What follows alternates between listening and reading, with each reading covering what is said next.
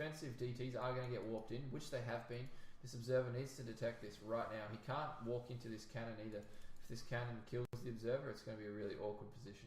He needs to keep the observer alive. Troy GG's out of that. He can't keep up with this. All this crazy DT business leading to kill me. You killing space BronzeNA. Somebody will type it into chat. Guys, don't forget to this Belshir Vestige. Why not? Why not? We're going to invite Gigalisk to game. Guys, if you're new to the channel and you're enjoying it, please hit that follow button, and please donate if you can afford to. Making a living from Starcraft ain't as easy as it sounds. Here we go, guys. Last game for the night, definitely. It's now after 4 AM and I'm killing myself here.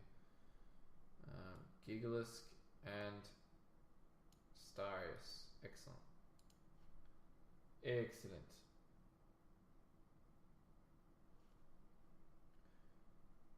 Samurai's just asked where he was. Samurai, that was fine, man. You didn't play that bad. Bronze League's tough. Samurai, all you've got to do is you click on the little video tab in Twitch, and it'll have tonight's recording just there, and you just got to try and filter through until you find the time for it. All right, we'll get a ZVP by the looks of things. Please mute the stream, guys. Please choose your races. Good luck, good luck, good luck, good luck. Okay. Alright, we'll just give them a second to organise themselves. Mute the stream, do all that kind of stuff. Good night, Mind Dream. Take it easy, buddy. Take it easy. See you later, Jonathan, as well. Adios, buddy. Alright, here we go, guys. These guys are ready. Good luck, good luck. Start the game. I'm a referee. We are here on Belshir Vestige.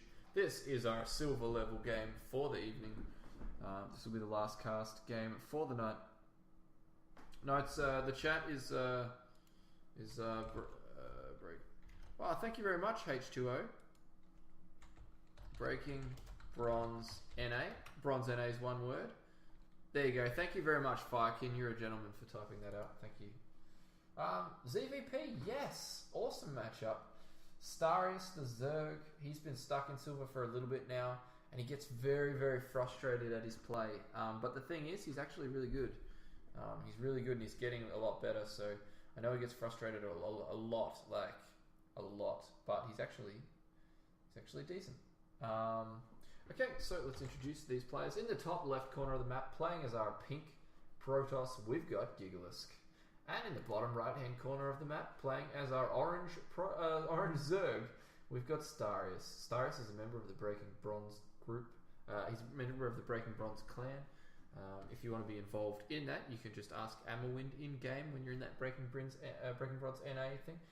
I don't think it's full. It does get full a lot. Yeah, Troy, that was a cool game though, man.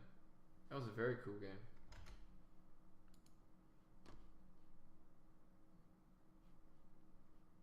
I do look a little bit like TLO, don't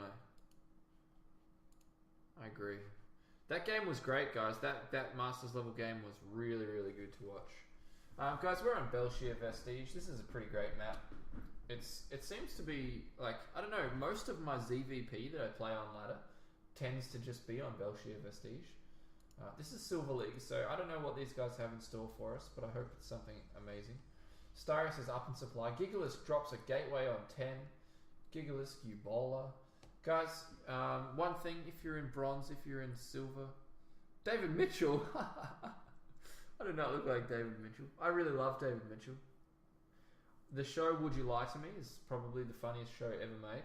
Would You Lie to Me is like, I've seen every episode. I absolutely love it. I love it. Don't look like David Mitchell. I look like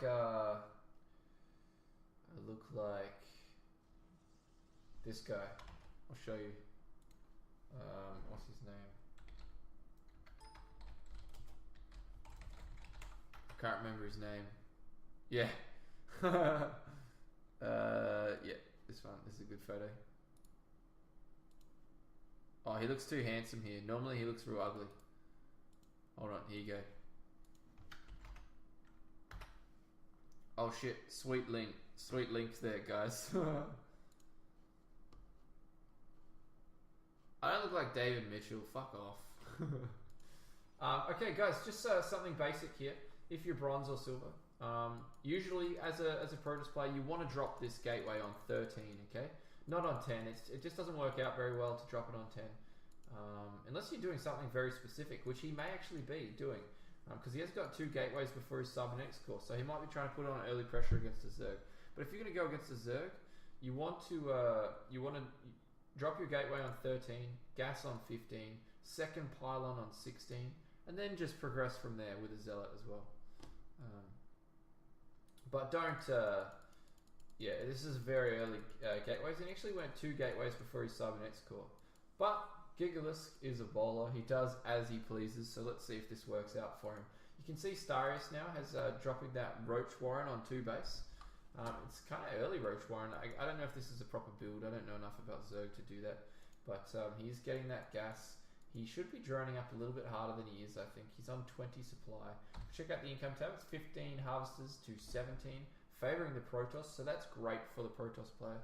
This is going to be some sort of Roach timing, though, I think. So far, Gigalisk just getting those Zealots out.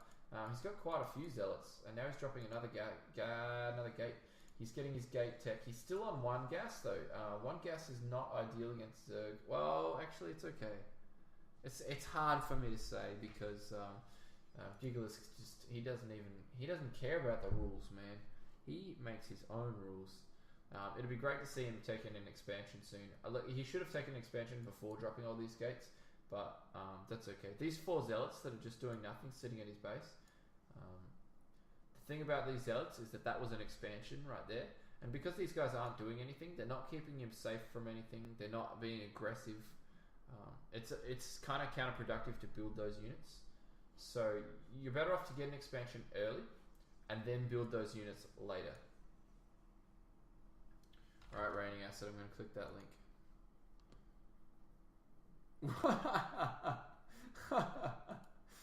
That's how long my beard's gonna get before I get to Masters, you reckon, huh? Thanks.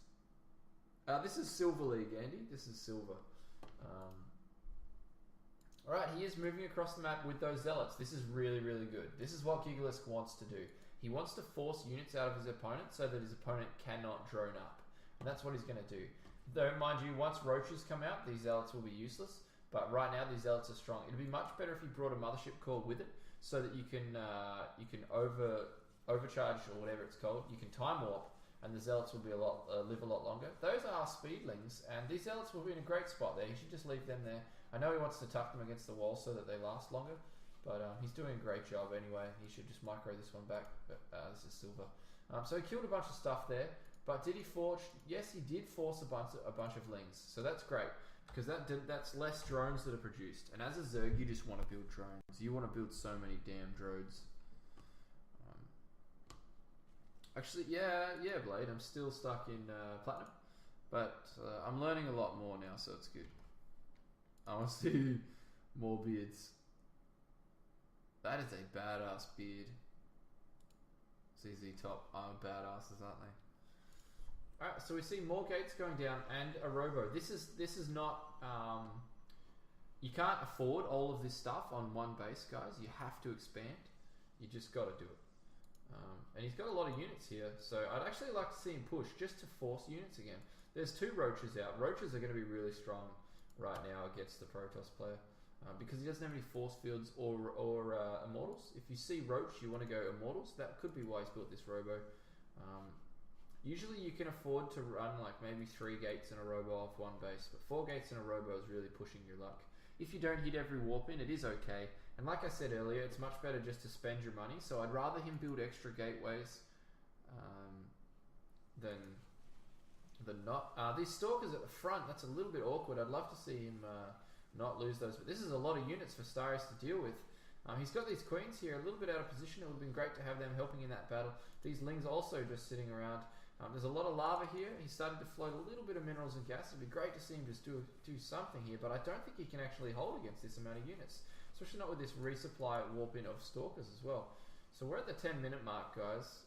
This is quite a few units for Starrius to deal with, and he just was really short in drone count, and that meant that his tech that he got up nice and early, he couldn't spend.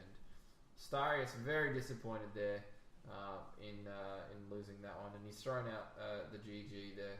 Well, actually, Gigalisk threw out the GG. A bit of an offensive GG. A few lings being produced and a few roaches here. Starrius is saying you can't GG me, buddy. Gigalisk 62 supply on one base, pretty impressive. Yeah, you guys are linking out like a million clips that I'm gonna have to check out. Never surrender to cheese, says Starrius. Starrius, that was not in any way cheese, not even slightly. That's true. That is true. Complete noob. Starrius sour about losing, but it was a 10-minute timing, 9.5 minutes. A couple of things that Starrius did was he didn't drone up early enough, but his opponent did keep him sort of hard to do that. Starrius, if he scouted that his opponent was on one base like that, should have thrown down a couple spines, because if a Protoss is on one player, he's going to be doing pressure, because it's crazy. It's crazy for a Protoss player to try and beat a Zerg on one base. So if you see that a Protoss player is on one base and you are a Zerg, build 3 or 4 spine crawlers because you can afford it, and you're going to be still comfortable. You know, all you have to do is hold that off. And yeah, that push was kind of late-ish, so it's okay. Starrius, that game, like, it was just a bit of a misread from you.